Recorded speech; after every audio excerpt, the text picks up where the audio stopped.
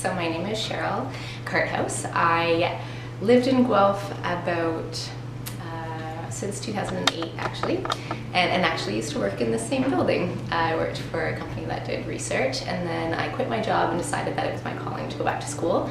So I went back to school for naturopathic medicine, and since moved back to Guelph because I just absolutely love it here. It's where I feel at home, and I'm starting up a combination of a naturopathic practice as well as a lotions business that is more for therapeutic purposes and has all natural ingredients that people can feel really good about, including in their sort of daily regime.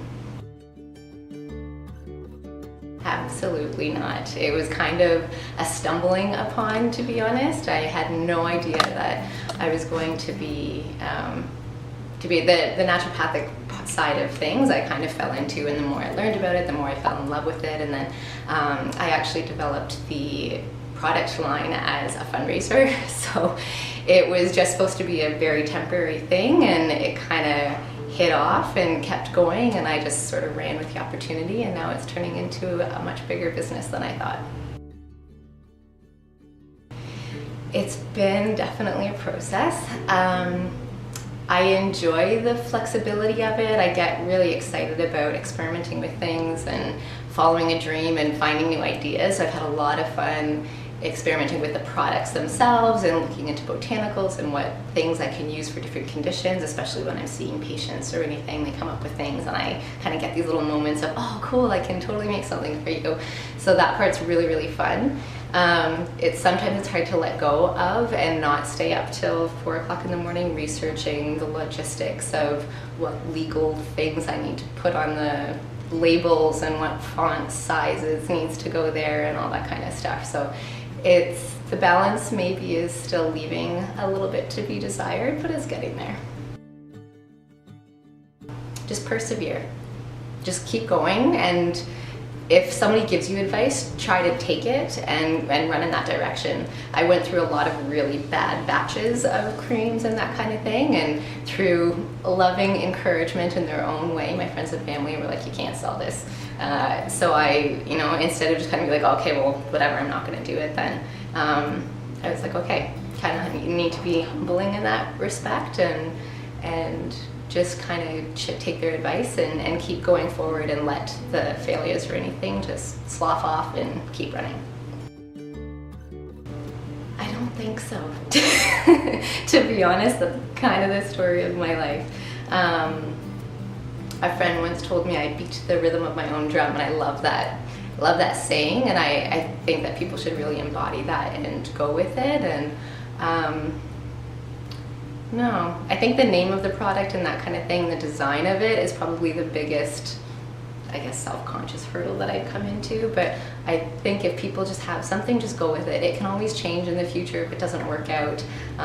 If you think that somebody's going to judge something poorly, then it can be changed in the future again if you do have a bad outcome. But just go for it. Don't let those fears hold you back. Story of my life. Yesterday, this morning, I feel like it's important as an entrepreneur to get comfortable with that uncomfortable aspect of being in your uncomfort zone. There's a lot of uncomfortable words in there. I'm kind of have a lot on my plate right now, going through some board exams and doing a lot of studying, and then trying to manage a little bit of this business that has had some pop-up events where I needed to be there. And at the last minute, I really understood, or kind of came down to it being like, okay, you have way too much on your plate, you need to ask for help. So I reached out and asked a couple people if they'd be able to cover some locations for me. It didn't work out. I ended up doing it all, but I think the process of that is really important, is to just try and recognize some of that need, and if you can, do it before the last minute so you can actually get some of that help that might be needed. I think it's important to just get comfortable with it. It's always a zone that you don't really know. There is always something that, even if somebody gives you advice or if you have a mentor, it's sort of a realm that you're digging into that's really new, and I think it's important to just get comfortable with that feeling of vulnerability. Honestly, some of my patients, I'll just kind of throw it out there generally. When I see them overcoming obstacles, I'm almost gonna cry. When I see them overcoming obstacles that they see are so, it's taken them so much of their life to come to this point, and to actually get there and to be able to push through and just make a change that they've never been able to make before. It's really inspiring for me to keep doing the same thing. So just, power through and don't let those fears or anything that stands in your way really hold you back. It's not worth it. It's not worth seeing that vision on the other side and just going for it. I'm not sure if I really have an answer to that one. Honestly, I feel like it's been a struggling bumble for me to get where I am. There's not really one resource.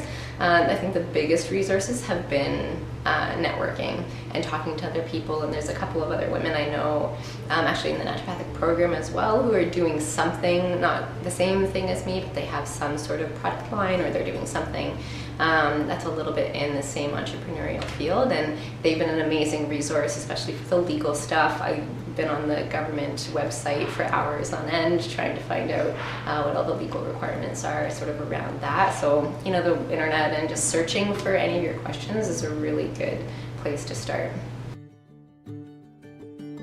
Somewhat, the naturopathic program taught me a lot about that for sure. It's sort of ingrained into us then as a lifestyle that we try to teach our clients.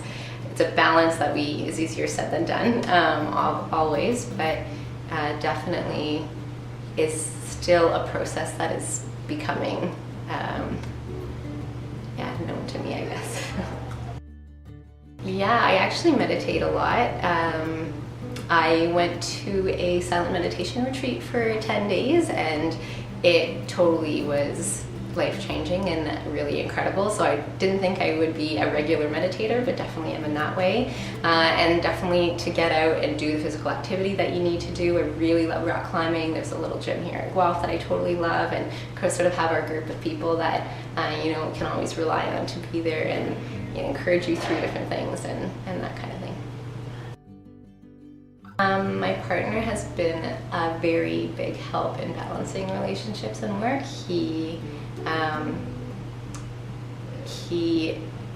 When he's there, he enjoys taking that time, and I've made a very strong distinction of spending that time with him when I'm with him, and so that's helped in pretty much all my relationships as well, like just taking that time and knowing that if you're going to do something 100%, which you need to do a lot in entrepreneurial work, you're 100% with the people when you're with them, you're 100% working when you're doing that, it's 100% you time when you need that. Whatever you're doing, just make sure that you go full force.